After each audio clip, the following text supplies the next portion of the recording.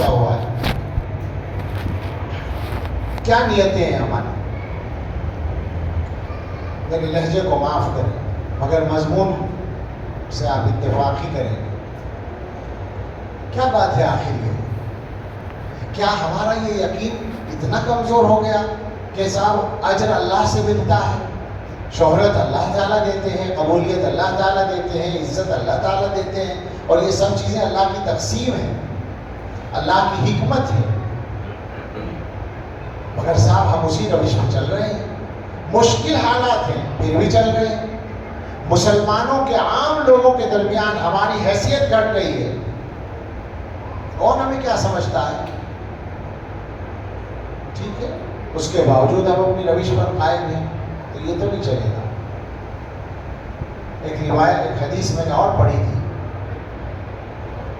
کہ اللہ تعالیٰ اس دین کے سلسلے میں پود لگاتے رہیں گے جن کو اپنی طاعت میں استعمال کریں گے۔ میں بار بار علماء کے مجموعوں میں ضرور سناتا ہوں، آپ حضرات نے حدیث پڑھی ہے، ابن ماجہ میں موجود ہے، اور محدثین کیا یہ بات ہے کہ اس کا مصداق کون ہے؟ کسی نے کہا محدثین، کسی نے کہا مفسرین، کسی نے کہا فقہاء، کسی نے کہا مجاہدین، کسی نے کہا مرابطین، سرحدوں پر پہرہ دینے والے، کسی نے کہا شام کے ابدال، اور کسی نے اور کچھ کہا۔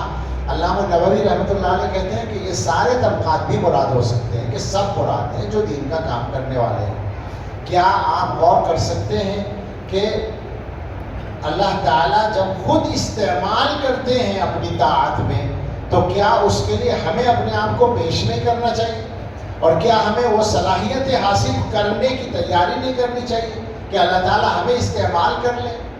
ہم نے تو یہ سمجھ رکھا ہے کہ ہم ہو گئے حضرت مولانا، اب لوگ ہمارے محتاج ہیں، دین بھی شاید ہمارے محتاج ہے، ہم سے جو کام لیا جائے گا لیا جائے گا، جو کام کریں گے کریں گے۔ ہمیں یاد رکھنی چاہیے یہ بات کہ اللہ کا دین اللہ کی طرح بے نیاز ہے، اللہ تعالیٰ بے نیاز ہے، اللہ کا دین بھی بے نیاز ہے، محتاج تو ہم ہیں۔ اگر ہمیں اللہ تعالیٰ قبول نہ کرے تو ہم کیا کر لیں گے، اور کیا ہم سے ہو جائے گا؟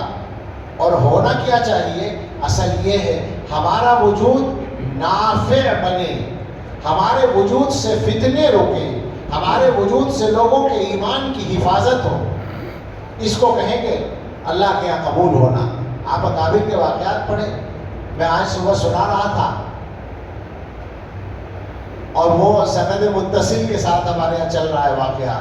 استاذ گرامی حضرت مولانا سید ارشد مدنی صاحب دامت برکاتہم سناتے ہیں، اور انہوں نے سنا فدائے ملت